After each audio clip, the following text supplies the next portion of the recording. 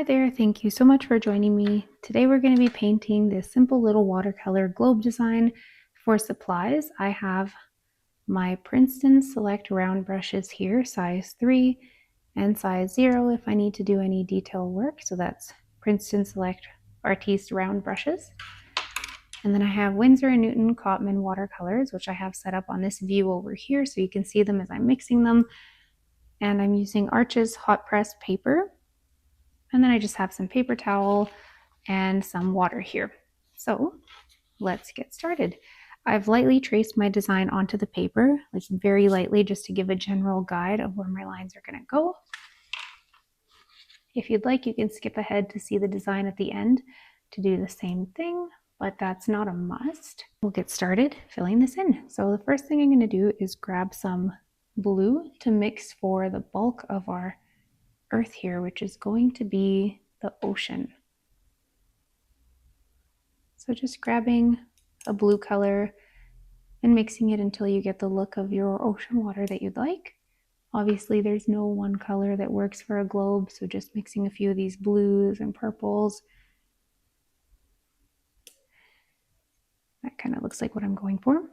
I would like mine to be very watered down so I can move the paint around nicely. So I do like to use a lot of water when painting. I like the look that it gives and the kind of freedom and movement that I get with my paint.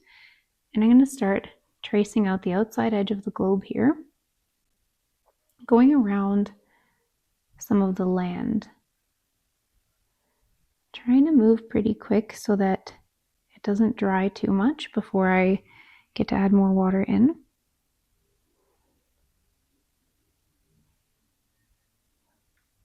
And I just have that general guide of where the land should be. I'm always worried about getting the shape wrong. So definitely want to be tracing things out when I'm doing the globe. And then I'll just add water in like this to spread the paint around. So again, keeping the pigment very light and really using more water than color. And if it gets a little bit too watery, you can dry your brush off to make it a bit thirsty and pick up some of the pigment. And then just go around doing that to the other various sections. Go around the other side of North America here. Excuse me if it's not perfect. I don't have the boundaries of the world all memorized, but I'll try to kind of keep it accurate while still keeping in mind that it's more of like an artistic representation of it.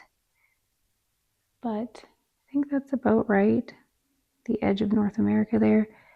There's that little gap up here.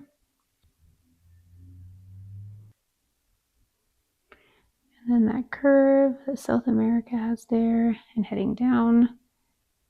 Trying to move a bit quicker here because my paint is drying a bit.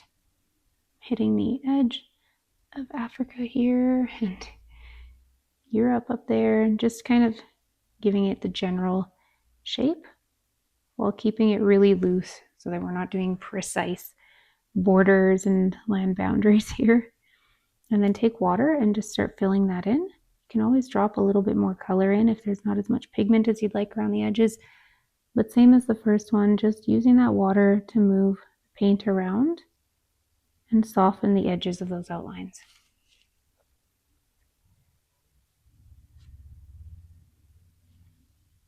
So really a lot of water is the main theme in these paintings.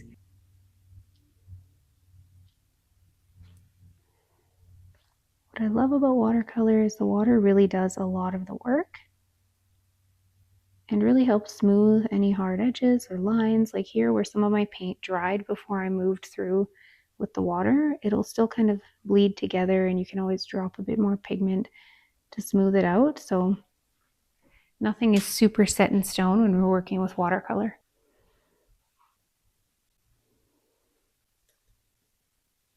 I think that looks about good. So next thing I'm going to do is grab some green to do the land.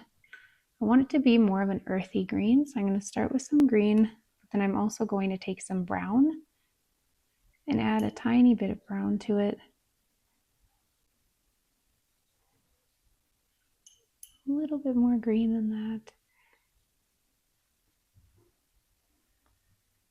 And you can have yours be any variation you'd like. I just wanted a bit more of that earthy green because the holder for the globe is going to be brown, and I think that will go well together. And once you have your green mixed up, you want to make sure that your oceans are dry, just so they're not going to bleed together. Actually, I want to make sure the oceans are completely dry before we go in with adding the land color, so I might move on to the holder first. Yeah, let's mix the brown so we can get started on that, because that's not going to bleed together since it's not really touching the oceans. But the land and the ocean are both together, and I don't want to have those bleed together by going back in too soon. So just mixing some brown here.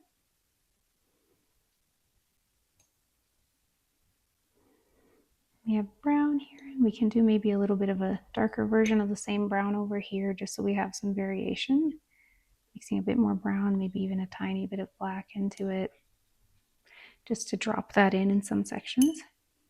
And then using the main brown, I'm going to start doing the outline of the holder of the globe. So it starts down here, and it's just going to be a line curving around the outside shape of the globe with a gap between. And it'll go all the way to the top here. So just like that, about half the shape on a bit of an angle.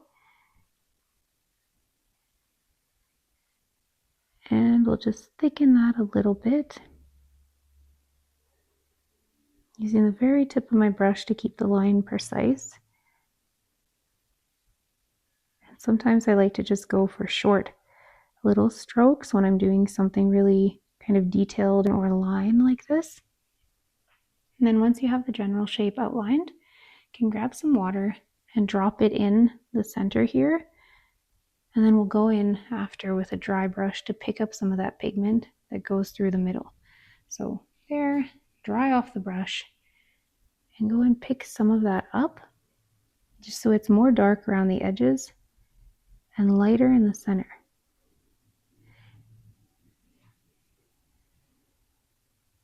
I'm also going to grab a bit of darker brown and put it at the very edge here while it's still wet to let it spread together.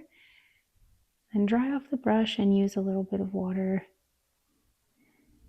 to blend that in so that it's not too harsh around the edges. The more water you have in your paint, the more nicely it's going to blend together. So if you've already dried it up like we just did, you might have to go in and add a bit more just to help give it that movement.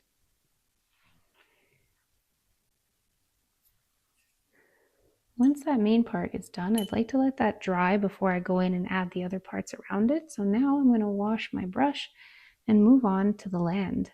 So going back to that green that we mixed, we can start filling in some of these areas. So same thing we did with the ocean. Just do the outline,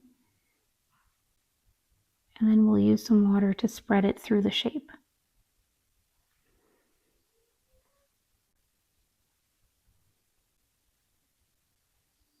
Trying to be careful to maintain how I've painted the edges here. But again, it can be quite abstract, so don't worry too much about that. Going down here.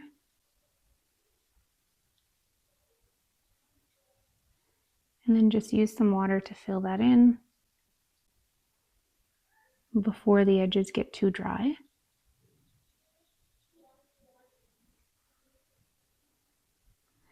And you can drop a bit more pigment in some areas if you'd like more color around the edges or anything like that. Just for a bit of variation.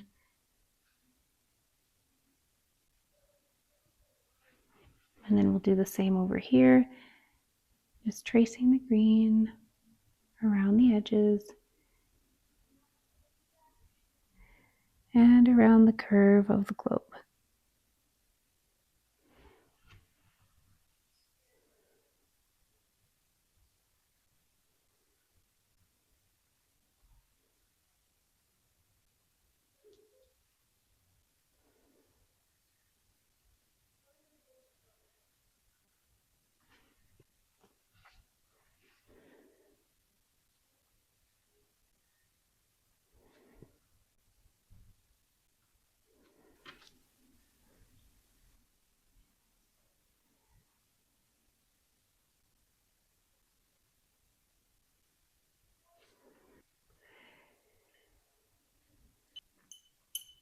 And now that that brown dried, I'm going to take some brown to add the other details for it. So through the globe, there would be a line here holding it all up. So it'll go kind of like this out through here. And we can't see it, but it would be through the center of it. So kind of following that down to the other end.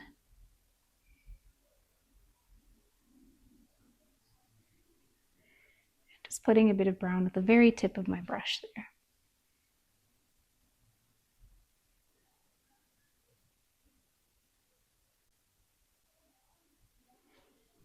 And I don't want to paint right over that middle line because I want that to be over top of these two little dowels hanging out on either end.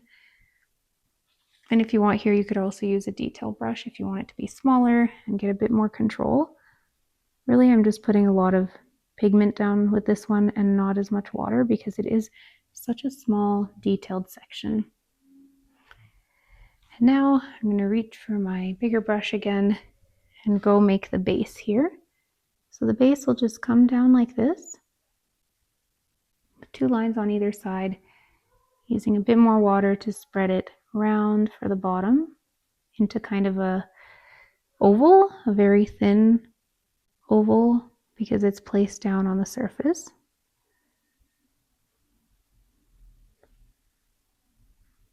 And then just use the water to spread those colors out.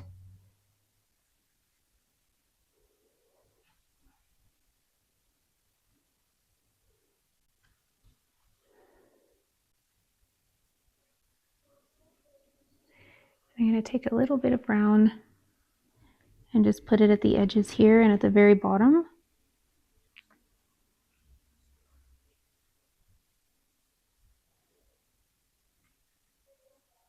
So if you drop your color in while it's still wet, it'll kind of bleed together like this nicely.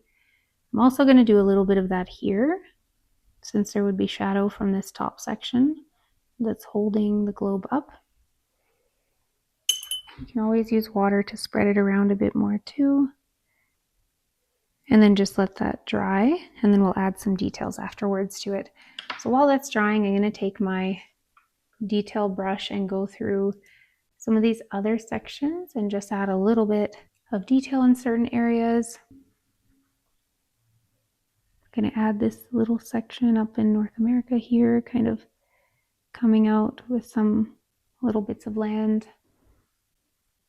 But overall, that looks like what I was hoping for. So just gonna go around the edges of anything I want to add detail to with a very washed down version of this green. So kind of adding a light detail wash over top, but not really changing much of what we did previously. And you can leave it. You don't have to define these edges anymore here if you're happy with how they look. Just put any finishing touches down, and then we'll move over and do the same thing with the blue. Wash off the brush and grab some of this watered down blue.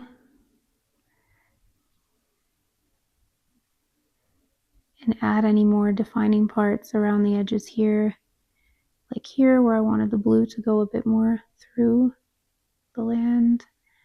Up here a bit.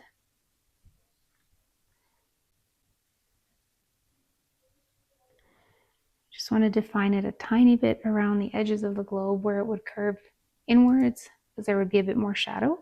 So you can take some more water and some of the color and just do a very light wash around the edges. So put some of that down with a lot of water, dry the brush a bit, and then just use some more plain water to spread it around to get a bit more of a dimension here, like a shading effect. But being careful not to overwork it a bunch because you don't want to pick up some of the color underneath. Just using it to add a little bit without trying to take anything much away. So I'll leave that there. And I think I can go back and add some detail now to that bottom part. I'm going to take a wash down version of this darker brown, adding some water here, and just go through and add some details to show the section where it meets with the bottom oval here. There's kind of a base that connects with the larger base, and then adding a bit more shading here where it connects with the top. You can use water to move that around a little more if you'd like as well. And down at the bottom, I'm going to go around the edge here where there's kind of a rim, sort of, where the base stands up. So just a thin line like this, and add a little bit more of the dark color off to the very sides here. And just use some water to spread that out a little bit. You can always dry off your brush and pick up a bit of it as well. That looks about right. And if you'd like, you can also add a bit more detail to these parts here, using that really watered down version anywhere you'd like to add a bit of shading or anything like that. Or maybe just doing a thin line to redefine the edge.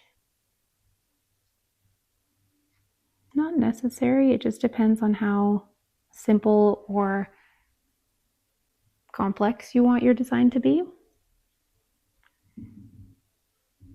I'm a fan of more modern, simple illustrations, so I don't like to add a ton of shading to mine, but just a little bit sometimes can make a difference.